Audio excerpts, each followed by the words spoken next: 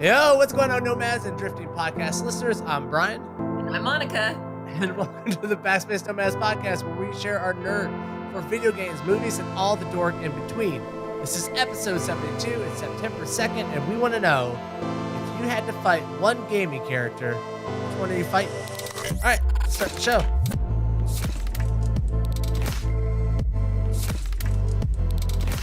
Well, Monica, this comes off of the Logan Paul and KSI extravaganza that the internet was abuzz with.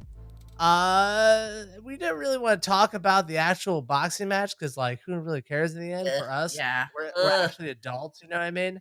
Yeah. So let's talk about video games. What gaming character would you pick to take To be on in the ring with? in the ring, toe to toe? 9 rounds. How many rounds are 9, right? Yeah, I don't know. I feel like there's a lot that goes into a decision like this, okay? For one, initially I just assumed, of course, like, who would I fight because I would win, right? Yeah. But the reality is that I might just get my ass kicked. So I couldn't go with some of the more putrid or upsetting or disgusting characters that were going to be a lot stronger than me. And for those of our listeners, like, I've got a pretty small frame here. So this is my limitation. Reach, don't put your stuff down. I do have good reach. My limitations are vast.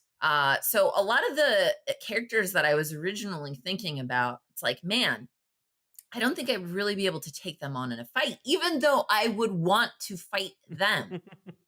So then I started thinking, okay, what are some of the characters that have just really bothered me over the course of the years? You know, like the ones where you just watch them and you cringe.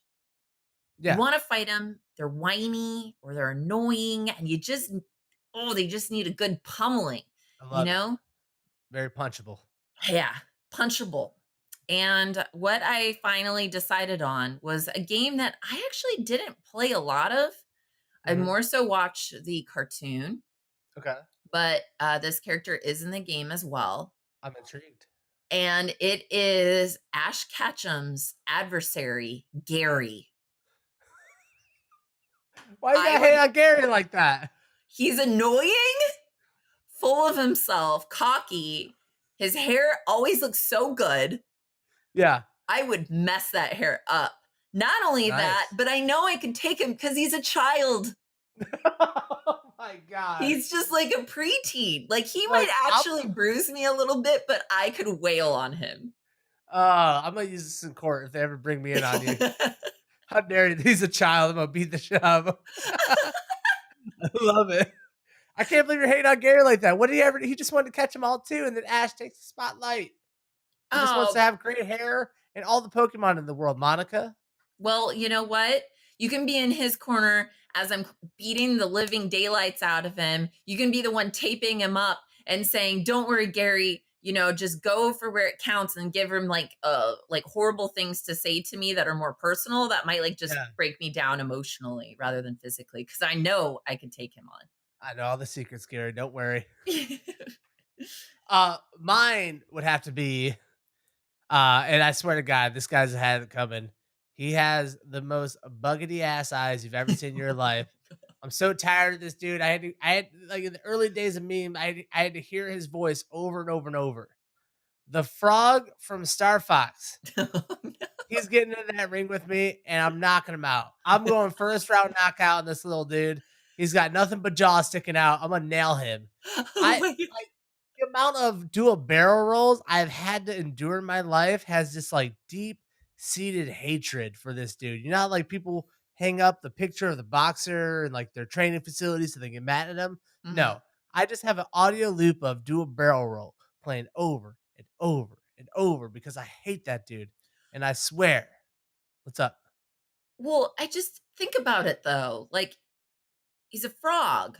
Yeah.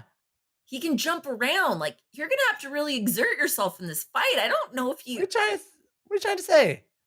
He's a frog. Have you seen my footwork? You've been out dancing with me. I have great footwork. Oh, you have good footwork. I close the distance on this frog so freaking like quick. Yeah, but I mean, you're going to be doing the Macarena and he's just going to be jumping over your head to your back, punching you in the back of the head with his tongue.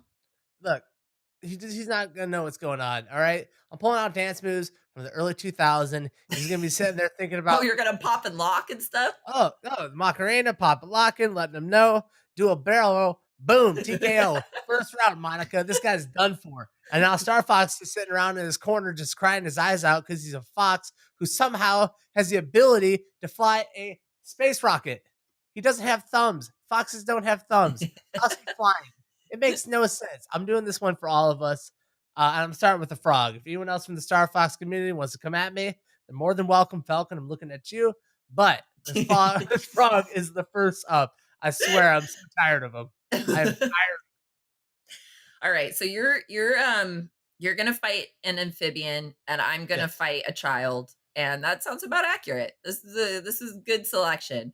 I'd love to hear from our listeners who they would want to take into the ring and why. You can't just tell us who No, you would want. We need to know why. Like, what's your reasoning behind it? What's your logic behind it? Is it just you think that you're going to be so angry that you could really take them out, or you don't even care if you get pummeled just so you can get one swing at this character? Let us know the details. Let us know the details. it's so good.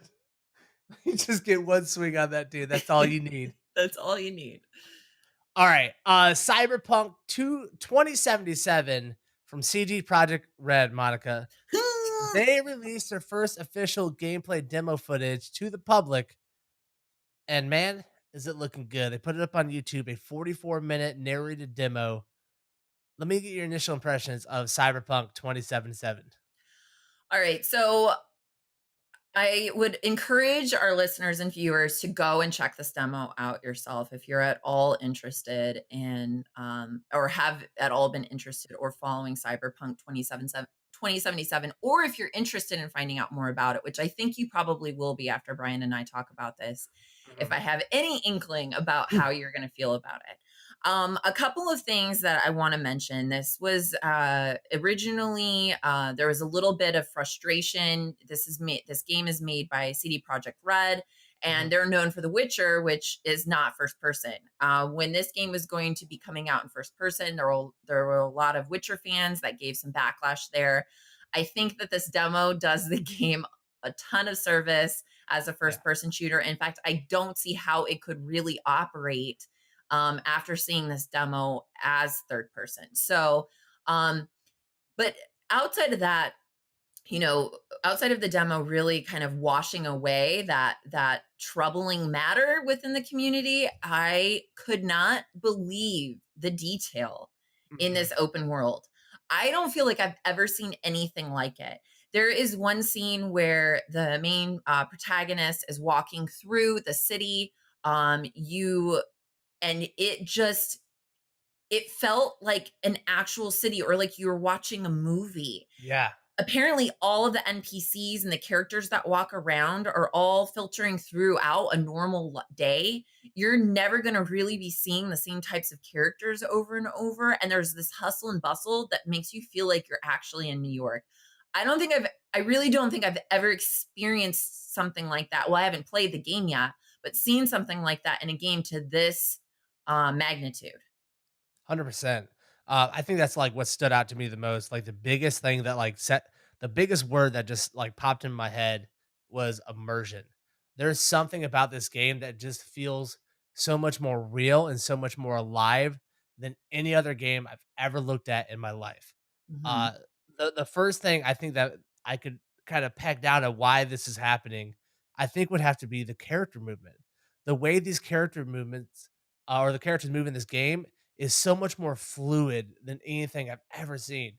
Every character feels like they're actually walking. Yeah. Even your character when she's holding the gun in first person, the way she holds her gun, the way her secondary hand moves, it just feels so much more natural than anything that Valve's ever been able to do, anything that Overwatch when Blizzard has been able to do. This is a whole nother level of character animation. They had to have done a entirely next level of motion capture to get this thing done because it is just so impressive. Yeah. Um, and I think to play off the immersion, it's how much the city feels lived in. Mhm. Um, I've always felt like CD Projekt Red is the promise that Bethesda was supposed to be. Uh, from the one of the things first off that always has taken me out of Bethesda games are the way the characters are animated. I think they look horrible. Always breaks it for me. It looks terrible. And Yeah. then next is how immersive Bethesda's games are and how lived in they feel. CD Projekt Red like took this idea of what Bethesda like was doing with like making the world feel real, and then in this game, I can't even explain. It literally feels like you are in an active living city that has been growing and developing culturally for decades and decades. Like the things hanging off the walls, the little tiny bits of smoke coming off of candles, little neons flashing at the ground from broken signs is like it is impressive. Yeah, it really was. I think the another thing that really stood out to me was the customization Mhm, that comes into play. It's not just the ability to customize your character, but you're also customizing your story. There are a handful of selections that you can make, ways that you can interact with a quest in order to change what will happen later on. So, kind of fable esque almost. mhm, A lot of intent put is put behind this, and and the way like the different gosh, the different weapons, the different skills you can use in combination with the weapons. mhm. It is it just truly seems like you can make this your game. Yeah. And if you make it your game, you might be playing it very differently than somebody else. Because you might there I feel like there are a lot of times emotional appeals to different types of games. Uh, but this one, you could really, really play it very differently than another person that, Mhm. your best friend who also picks it up. Yeah, it is RPG, it's a first person shooter. Uh, and it goes right down to the way your character is designed and like the modifications that you put into your character that kind of go into how differently this game is played. When we first start the demo, I don't know if you picked it up or not, but like the character is shooting her pistol and there's no ammo count on the screen. There's nothing. You shoot it until it's out and then your character has to reload. Mhm. Um, you can choose to have a modification added to your character and to her gun that then puts the ammo count on the screen, like the technological, like you're actually seeing through the eyes of the character. And now Mhm. this heads up display is like displaying through, with technology, your ammo count. Like it's absolutely mind blowing how deep the RPG is going to go with this. I think the futuristic setting is the first time I've actually believed that an RPG can take place with like guns and pistols, um, and that type of stuff. Because all some of the ways your character moved and the way they shot kind of felt like magic. Like with double jumps, you can choose to have guns that you shoot around the corner and then the bullets turn and like go to somebody. Like it's so I can't get over how fun just watching the game it Yeah. was. Like, you get it, Yeah. like, do I want my character to do this or this? You can actually do that with RPG in a futuristic setting, which modern games now, I don't find those things believable. There was one point when watching the demo where I started feeling like, is this just really good marketing to me, or am I actually excited about this game? And I really Yeah. sat back and I thought about that. Is this just making me excited about things because they're outlining it for me? They're telling me why I should be excited, or is Mhm, this truly a unique experience and is it fresh? And I really think that Cyber 2077 is going to be fresh. I really think it's going to be bringing something to the table that is unique and mhm, exciting. And I think that without this demo, that would still be the case, you know. But what this demo did that like trailers, it wasn't just all hype. It was more explanation. yeah, Um, you know, and they did it really well, and I feel like they really showcased where the game is headed in a way that made me like that much more excited. Um, I don't know if you had anything else that you really wanted to say on it, but I yeah, had a couple of comments from other like YouTubers that I wanted to quote because I thought that they were funny. Um, yeah, let me so dig into, one quick thing, yeah. and my thought on it. I can't wait to experience this game in terms of what it means for humans going to the future with technology. Because a lot of the characters of this are very heavily modified humans. A lot of faces are, you can see subtle hints of technology on them. And Mhm. then there's also parts where like entire like faces are almost cut in half and they're replaced with cybernetic, like just optic lenses. It's really exploring the idea of what happens when the human body becomes a shell and the technology is just making the human an object rather than a person. And like Yeah. seeing that, like I am excited to kind of just explore and dig deep into the philosophy of that. And like, is this kind of where we're heading? I think that's a really fun thing in gaming that I don't know if we've explored that or not in gaming, but we definitely haven't had something that's so immersive and like ties you so closely emotionally to it because of how natural and real the game is actually going to feel to you. Yeah. No, that's actually a really, really good point, and I think that that is where a lot of the excitement comes from. Like when thinking about, well, am I being marketed to here? Is this something unique? It really is Mm. unique. So, um, okay, These so YouTube comments. yeah, yeah, these are I was just, I got really excited about it and I wasn't second guessing myself, but I just really wanted to see like how people were responding to this. I imagine that it was going to be largely positive and it was. But I just feel like in general it was pretty much the majority of the comments were just rip and then some development game company almost all over the place. It was Yeah. like CD Project Red is just shatting all over the Yep. competition with this one. Um, Even the one that really stood out to me in that realm was Goodbye Rockstar Games, which we know that they've had some problems. They've lost some head developers. We've talked about that on cast long ago. Um, and hello CD Project Red. And they've always been a really good development house, and I just it's exciting to see them getting this much attention. Yeah. But the one that by far and away, just like I laughed for a good while, was that's the most detailed nipple I've ever seen in a video game. They're not lying. And by George, that person was right. This game is so like very, very graphically just gorgeous, but Yeah. they really did put a lot of detail into the nipple on that girl that they save in the very beginning. So I just wanted It's to what I say love that if about this. you There's like an artist who spent at least like 2 weeks really getting two weeks. in there, like Oh high my def, God. like the nipple, right? Like, Beautiful, beautiful nipple. Like nothing I've uh, ever seen in a video game. oh man, how real did everything in that game look too? I don't know if it's just the lighting or like the way they're doing models, but like it is insane. Yeah, it was Um, really a fun environment. So I was totally pumped to see that Cyberpunk 2077 gameplay. You can find it on YouTube. Just go YouTube it, search it. It's all over the place. It's 44 minutes. You can go so deep on the little like nuances that you can pick out. Tons of great little videos out there of like 10 little things you missed from this trailer. You can pick over this forever and still start to find some more stuff. Super excited about this game. I don't know the release date of it, but I literally can't wait to get my hands on this game. It's Yep. probably my most look forward game that out of anything that's been announced so far.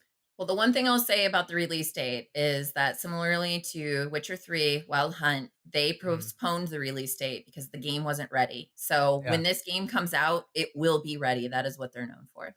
All right. Well, let's move on then. A couple of podcasts ago, we brought up a Kotaku article that took a deep dive, a 6 month deep dive into the allegations and funny business going on over at Riot Games with the sexism and the All that funny business. funny business, huh? Just boys being boys. Yeah. Uh, all the stuff going on at Riot Games. Riot has officially released their response. They had earlier just had a quick tweet saying they're just listening. They are done listening now.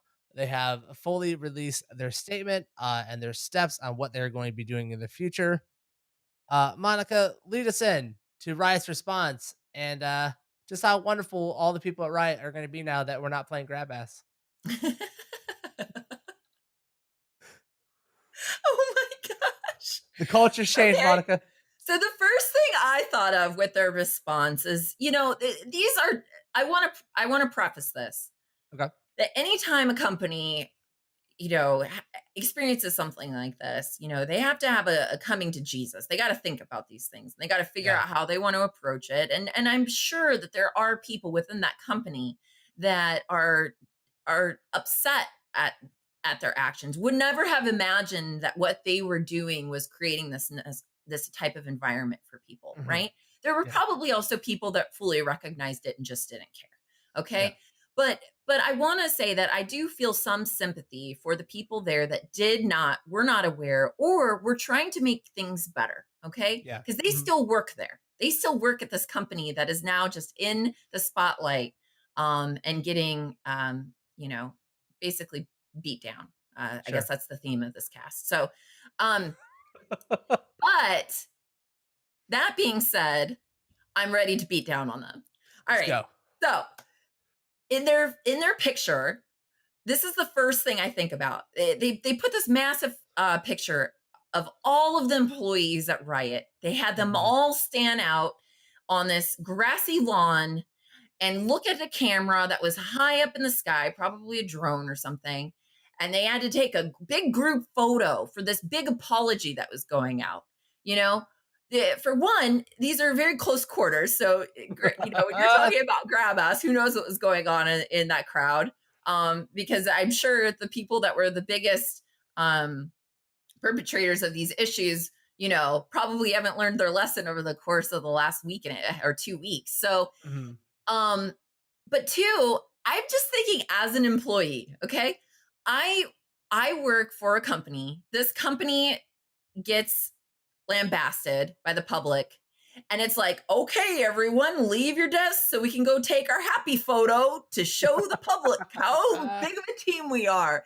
It cracked me up. Like, the very first thought process here is, what the hell? Why would they make all of their employees? There's probably some employees that are like, I can't believe this. And they're Yeah. dragging them out onto the lawn for a smiley goody two shoes photo. It's a very weird photo. Well, I got struck too, which, besides making the funny jokes that we do about how close they're all staying to each other, I kind of was struck by how impersonal that photo felt and how they were almost like saying, "How can you attack us all if we're all in this picture?" Um, I don't know the CEOs of a lot of gaming companies. I don't know what they look like. I don't know their names. The two people I do know, Brandon Beck and Mark Merrill, those are the CEOs of Riot. I know their faces. I know their names. They are not camera shy. They love doing interviews. They love being out in the public. Hmm. And quite frankly, I was a little surprised that they did not want to put their faces on this response letter, and that they Were would you? rather, yeah, they would Yeah. rather just put it on the whole company and said, instead of it just being them and saying, "This is our fault. The buck stops here. We're at the top of this, and this is our response." This is, yes, it has been, we're doing all this stuff, bringing in third parties, having investigations, but at the end of the day, this is a very personal company for us, and we're in charge of it. And Hmm. that's one thing that I don't feel like I got out of their response. It felt like a very sanitized response to this thing. It didn't feel very personal to the people at the top because they just kind of they want to put it on everyone else and not them. Well, yeah, and they say, like, they do send out an apology to current rioters and past that had experienced problems, right? But they're also including them in this photo and saying, like, we're going to do better, you know? Yeah. Why not, take the however many, let's just say there's 20 people there that have had multiple HR, Yep. um complaints against them. Why not just put them in a lineup Yeah. and have them hold up signs saying, I'm sorry, like a good, you want to still work here? All right, let's do the shame. I mean, that would be horrible. It would turn into a huge witch hunt. So don't listen to me. I'm not a good PR person. But I get what you're saying. It doesn't seem as respectful, because it's like, you can't attack all of us, right? Like, look, Yeah. here are some minorities, here are some girls, like, Yep. we're all here now. That is the reality, that there are more people, and some of these people might love working there even if they are a minority or a female. Yeah. So you want to be respectful to them, but yeah, it didn't seem it put more ownership on the entire organization, Mhm. rather than the people that were creating the problem. I agree. And it's one of those things where you get caught with your hand in the cookie jar. You've got to like put this out there. Do it a good response. There are PR teams who know how to handle this stuff for these kinds of companies. Mhm. And I don't want to not take them at this word and like say that this is disingenuous, whatever. But we'll have to see. We'll have to wait and see. 6 months down the road, are there changes at riots? This is more than just I guess a blog post with a group photo. This is a long, deeply structural problem inside a riot, Mhm. and it seems like they are kind of acknowledging that. And I don't know. I'd like to see like half a year down the road, where is Riot as a company? Are there still ongoing complaints? Are people getting fired and paying for what they've done and the culture that they've created? I don't know. We'll see. Yeah. I'm on the fence about Riot, to be honest. Yeah. Yeah, one of the things that is in their plan, is trainings, and I don't know if you've ever gone to work and had to take, like, an anti-sexual harassment training course. Monica, I worked in the kitchen. That is a non-existing idea. It just does not happen in the kitchen.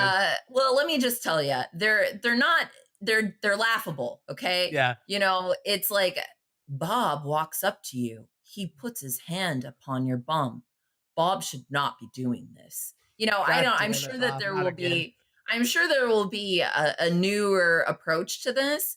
Yeah, But I do think that um the biggest issue is if management's lenience towards these types of things happening when a complaint is made. You yeah, can't be lenient. And they are saying that their investigation process is going to be adjusting too. That's probably at the core of this. You know, yeah, if they can fix that, and if they can fix their managers' comfortability calling things out and saying, "Hey, this is not acceptable." Actually facing a problem rather than just shying away from it, which I know in that original article, he said like a lot of people didn't kind of noticed it, but they didn't want to be the odd man out and call it yeah, out. You yeah, just can't have a leadership team that is nervous to fight for the entire organization. absolutely. All right, that's gonna do it for Riot. Let's move on and cover one more thing before we hit the break. Dream Daddy comic book, Monica. The Dream Oh, Daddy dating simulator, which took the gaming world by storm. it Uh, did. It really did, though. for some reason, they felt like, man, this is so good. This should be in written down in literature for all of time. It should be like Shakespeare, written down to be passed along to the younger generations and our kids to come. I don't Oh. know why the hell did they make a Dream Daddy comic book. So Dream Daddy was a dating simulator. You were a man on the search for your dream daddy. And these were men that had children, hot hunky men looking for a little bit of man love. Yeah, And it got this really massive following behind it. Like people loved it. I know. Everyone loved it. I never actually played it. It does seem like a game that would be up my alley. But I never but I never actually got my hands on it. Um, but they are now creating a comic book where you can read about your dream daddies and Ooh, dive deeper into their lives and fantasy. Um, I don't know why they're doing this. Why do they make anything? Who knows? But I think what's fun is it made me start thinking about the comics that I liked. Like, would I have picked this Dream Daddy up? No, probably yeah. not. I mean, maybe when I was young and I was like, "Ooh, what's this is kind of titillating. What is this? This is very interesting for young Monica." When I kind of grew up reading things like Archie. Ooh, Yeah, you don't getting want edgy there that. with the Archie, huh? Yeah, that's all buttoned up. No dream daddies in there. It's just like maybe we'll kiss in the summer of two years from now if we feel Little cheek comfortable enough. kiss. Ooh, Yeah. scandalous. I can't wait for to see this because this is gonna be on like the front desk of a comic book shop. It's gonna be up there when like the kids walk in. Some dad's just trying to pass along his love for Superman onto little Jimmy, He's gonna have Dream Daddy in his face, and I can't wait for that moment You know of, what? He might just slip that into his back pocket. You never know. oh yeah, this one's for the actual daddy. Yeah. Um, I don't know. Yeah, I don't. I think Dream Daddy is a comic book I would skip. I am a small comic book reader. I've always wanted to like jump more like feet first into it, but I just don't know where to start. Like, so maybe Dream Daddy's a good place. To like, Entry level comic yeah, maybe coming. this is where you go. Like, oh, I'm a gamer. Dream Daddy was a video game. All right, now here's a bridge for me. Uh, I don't know. Like, how deep into the comic book world are you? I am a dabbler. I never really got into Marvel or DC.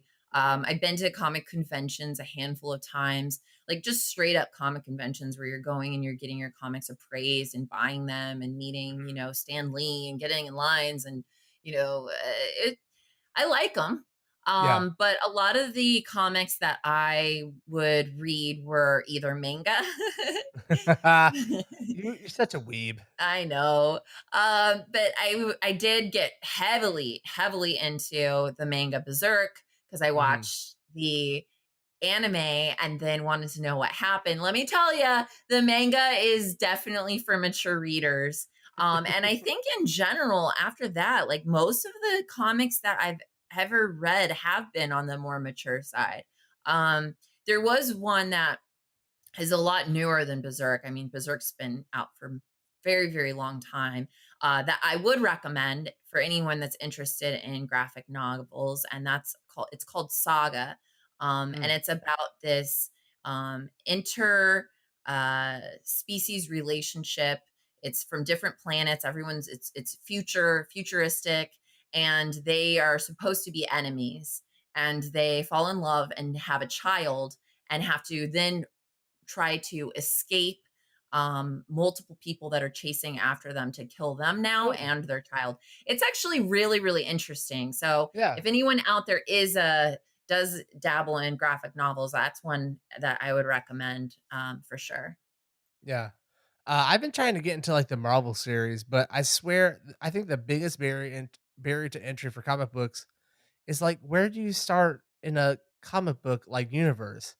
Mhm. I was told to pick up Inhumans. I don't know if you know that series. I don't know. It's supposed to be like the beginning of like where the modern Marvel comic books are, and I just, why is there not just a like a narrative from like point A to point B, because they're telling you to pick up all these different comic books. Like, all right, now you got to pick up Black Panther 7 to 18. All right, now when you're done with that, you want to pick up Captain America 12 to 47. Once you go through that, now you want to pick up Shield. I'm like, why is there not just like a straight line that like you can follow for yourself? You're jumping in from like, the middle of these Captain America books, the middle of these Iron Man books. Like, I don't understand what's so hard about it.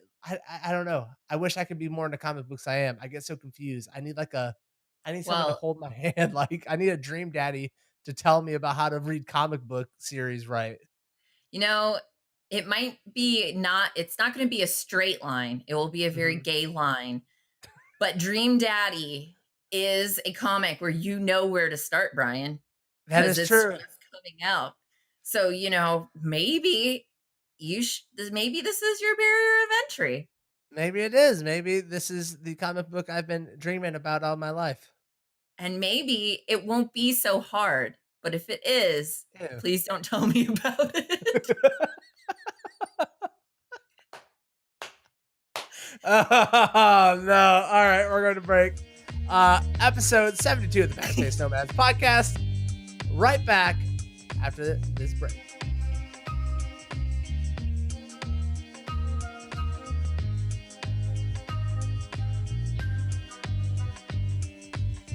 All right, thanks for sitting through that break, Nomads. Coming back from the break, we're going to be talking about an article from Polygon. This is What Kind of Gamer Are You? This article was covering a full report from the gamers research company, EEDER, which took a look at 5,000 people, a sample to represent the 211 million adults living in this country. And they found that out of this 211 million people, there's 67% of us are video gamers. And they broke this thing down into 6 core categories of gamers. Monica, I'm gonna read these names off to you, and I want you to shoot back at me the first thing that comes to mind, all right? Okay. All right. All right, first category, 13% of gamers, the super gamers. Okay, super gamers are basically the equivalent of the person that goes to a sporting event, has full face paint on, and at some point when something exciting happens in the game, they rip their shirt off, um, and they have copious amounts of chest hair. Oh, I like the chest hair. All right, next up, the Wait, console what are they warriors. really? What are they? Oh, what are they really? I'll tell you. They are super invested, hardcore gaming fans. Okay, I'm gonna all give you right, that one. okay. All right, next up, representing 14% of the gamers, the console warriors. Oh, I wonder what this would be. All right, console warriors are like people that are obsessed with tacos and think that that makes them unique. It is they are really interested in one type of gaming element, and they Yeah. just think it's the best ever and can't stop talking about it, and really think that it's a special element of them. All right, I love it. So the Taco Warriors spend much of their time playing multiplayer action games Oh, specifically. I think you're on. I think that's I'll give you Taco. That's a really? specific type. Yeah. They only Okay. play action games. They're Okay, all cool. right. They're hip, all right? Okay, They I'm want their shells made fresh with a nice guac, all right? yeah. All right, 11% of gamers are transitional gamers. Okay, so transitional uh I feel like we're going into No. a possibly non-PC area here. All right, transitional gamers are like they're angry. Like Mhm. when your mom and your dad are taking you and you're moving into a new house, and there's just a lot of stress around the entire situation, and a lot of frustration. So they're trying to find their niche in Yeah. gaming, but they're not finding it, and they're really angry. I don't know what is it. The transitional gamer are adults who have spent their lives gaming, but now have to squeeze gaming into their busy lives. Oh, so Yeah, me. yeah, that's you. I'm a trans gamer. You're a trans gamer, Monica. Yeah. We Okay. found you. Yep. Really, you found yourself. I found All myself. right, next up, the easy accessors. Oh no. 17% of gamers are easy accessors. Okay, these are the people that worked at Riot Games and Oh, okay. all right, I'm imagining that this is just like the person that's just always looking for, oh my gosh, I know what this is the equivalent of. All right. This is the kid in school that's like, "Hey, you gonna finish that snack?" And is always trying to get the good stuff from his friends' lunches, you know? Like, "Hey, you're gonna Yeah. finish that brownie? I'll finish it for you." Like whatever's there, they're just going for it. They don't care about it. Easy accessors, 17% of the population, are young gamers who primarily play whatever they can access, most often mobile games. Oh, and young. Yeah. Okay. All right. 19%, the daily dabblers. Okay. So the daily dabblers are um man, this is like these are like the equivalent of daily dabblers would be like people that are in CrossFit. Like they're real focused, they've got a goal in mind, they want to continue. So daily dabblers are just really honed in on gaming. Yeah. They're committed to the cause, CrossFit. Okay. Yeah. You're totally wrong. Daily dabblers Oh, are older gamers who regularly play social and casual games. oh no. I was very wrong there. Okay. This is gaming replacing the daily crossword for the old folks. Oh, all right. All right. That makes Yeah. sense. Okay. Daily dabbling. Okay. All right, and the biggest category with 26%, the incidental players. Tell me what those guys are. Oh man. Incidental. Okay. So an incident. All right. These are the equivalent of people that constantly have problems and bump into walls, like no matter how much they try to um get into gaming, they always have a hard time sticking with it because of all these incidents that happen to them. And then they move away from gaming and they come back constantly. It's like, Single players play mobile games occasionally.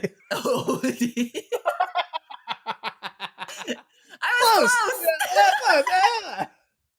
Oh, so those are the 6 major categories of gamers. But Monica, me and you, we're actual gamers. We've lived in this close. Oh culture. yeah. We're not researchers trying to make a point, get published. We don't care about that stuff. Yeah. We're deep in the culture. We we We're don't super need gamers. science. Mm-mm. So here's what we got. We got some underrepresented, sometimes forgotten categories of gamers. Mm-hmm. Monica, start me off. What is your hidden category of gamers? All right. So this one's actually spurred on by I think our last segment where I outed myself. And I started thinking about it, and I was like, you know what? There are closet gamers, Mhm. and not only that, but they would totally be underrepresented because they would lie on this thing and say, I don't game, I don't game, I'm not a nerd, I only care about things like important things like Wait. money and going clubbing.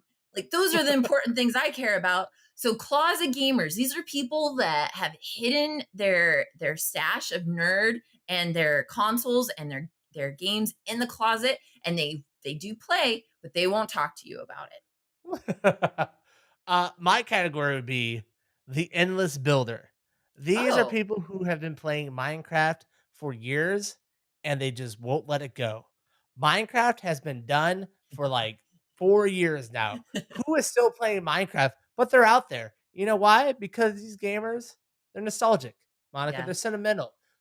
Sometimes they're planting roses. So maybe their friends and lovers can come back and see the massive structures that they've built in a make believe world. These guys are doers when they should probably be the don'ters. Why are they still playing Minecraft? I don't know. 6% of these people, adults, 93% of these people are probably college age, still waiting, trying to connect with their high school friends who've gone off to different colleges.